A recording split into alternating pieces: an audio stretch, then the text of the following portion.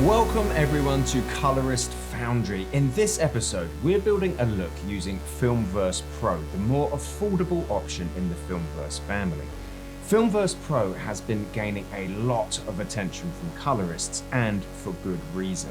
Because it works directly in DaVinci-wide gamut, it gives you a high degree of control over the film response while working seamlessly with a wide range of DRTs. More importantly, it allows us to create clean, filmic images without relying heavily on noise reduction or texture to hide image breakage.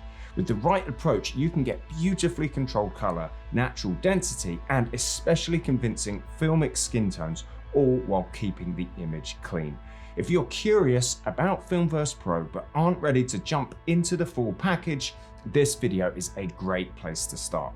And if you want to recreate the exact look we're building today, you can find the recipe in our Discord channel. Let's jump into it. We have our project here, and this is the footage we're going to be working with today. Let's start by applying a color space transform. This footage was shot on red, so we're going to set the input color space to red wide gamut RGB and red log 3G10. For the output, we'll use DaVinci wide gamut with DaVinci intermediate with tone mapping disabled. We'll then add another node and bring up Filmverse Pro. On the second node, I'm going to select Filmverse Pro 2.1, not Filmverse Arsenal, since Filmverse Pro is designed to work directly in DaVinci wide gamut, which is also our output color space. For the final node, we're going to use a DRT. You can use different types of DRTs here, such as Open DRT or other display rendering transforms. In this case, we're going to use Filmverse Lite. Filmverse Lite has a DRT utility built in, so if you have access to Filmverse Pro or Arsenal, you also have access to Filmverse Lite. I'm going to use Filmverse Lite 1.4 and build the DRT from there. For the output, we'll change the gamma down to 2.4. Coming back to the Filmverse node, let's start by playing around with the input mid-gray.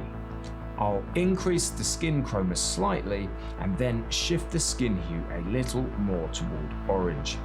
I'm also going to reduce the S-curve intensity. What I'm particularly interested in today is the highlights slider. Increasing this slightly makes the skin pop a little more, and then we can decrease the highlight threshold to manually determine exactly where the highlights begin to be affected. We'll fine-tune both the highlight level and threshold until they sit naturally within the image. Now, let's look at the shadows. The shadow slider primarily operates on the extreme lower end of the image, essentially working with the deepest part of the blacks. I'm going to make a small adjustment here to retain some detail while keeping the overall contrast intact. This is looking good. Next, I'm going to add another node between the CST and Filmverse, and I'll call this node Balance. I'm going to use it to shift the overall balance slightly toward magenta.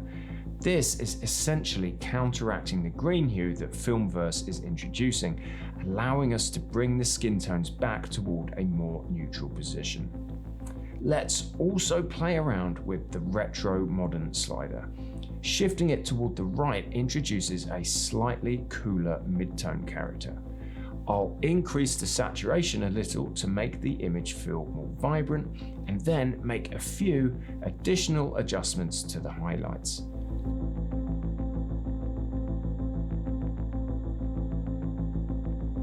At this point, the image is sitting quite nicely.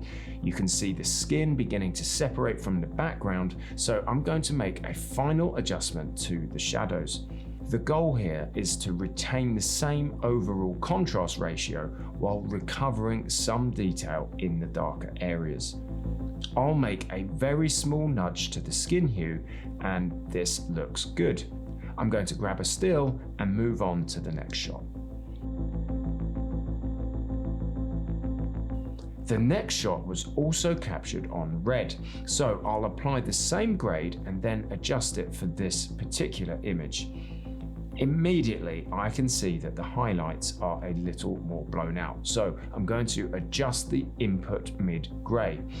I'll reduce the offset to bring the overall exposure down and then compensate with the S-curve intensity to recover some of the shadow detail.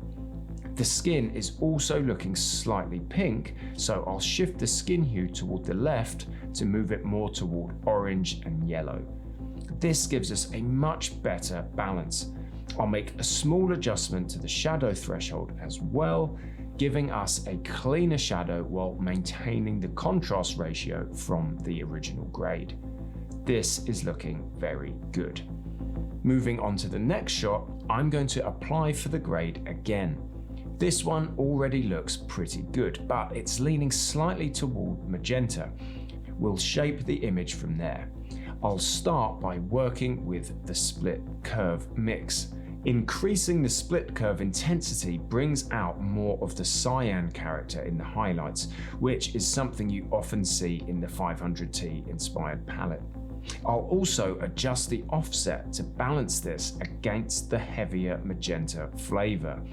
From there, we'll work with the contrast using S-curve intensity and restore some of the saturation from the previous shot. This image is now looking really nice. I'm going to push the skin slightly more toward orange and then make a few final adjustments to the shadows.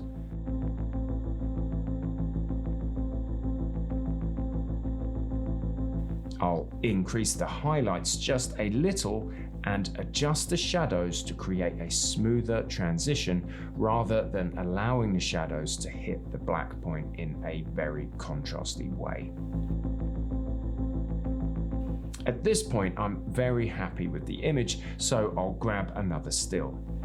For the next shot, I'll apply the grade and immediately start evaluating the overall color balance. This image is noticeably more green and yellow heavy, so I'm going to correct that inside the Filmverse Pro node first. And then we'll use the offset wheel to balance the overall image. The goal is to find a point where the skin and background feel naturally balanced against each other. I'm also going to balance the black points separately. There's quite a bit of magenta in the darker areas, so I'll push the black balance in the opposite direction to neutralize it while still maintaining a slightly cooler character in the shadows.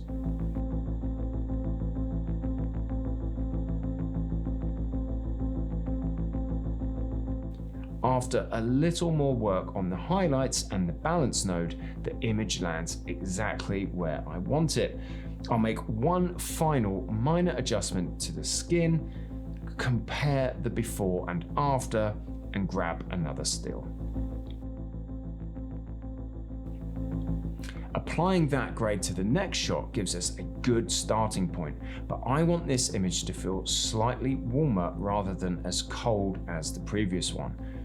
I'll introduce a little more split curve influence with the blue density, then balance the image toward a warmer, more retro character. I still want to retain a cooler image overall, but with slightly less punchy blues. So I'll work with the balance node and reduce the split curve effect. I'll also work on the black balance and pull the blacks down slightly. The skin is looking a little too saturated, so I'll reduce the skin chroma to make sure the skin separates naturally from the background. That gives us the balance we're looking for. Finally, let's move on to our last shot. I'll apply the grade and begin by balancing the image.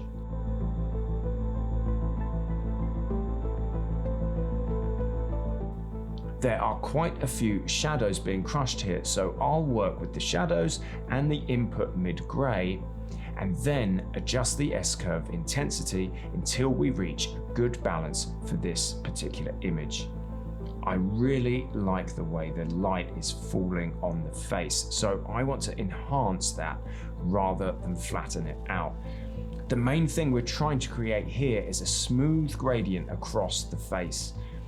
I'll increase the split curve mix to introduce a transition from cooler shadows into warmer highlights. That separation between the cooler and warmer regions is what helps create a more filmic sense of depth and color separation. And that's it for this grade. Here's the before and after. We've maintained a consistent overall palette while adjusting each shot individually for exposure, skin tone, highlight behavior, shadow detail, and color balance. The important thing to remember is that in an actual film project, you'd generally establish your overall look at the timeline level and then make shot-by-shot adjustments as needed. For this tutorial, we're working on each shot individually so you can understand how the different Filmverse controls interact with different types of footage. And that's the look we've built using Filmverse Pro. If you want to recreate this exact look, you can find the recipe in our Discord channel.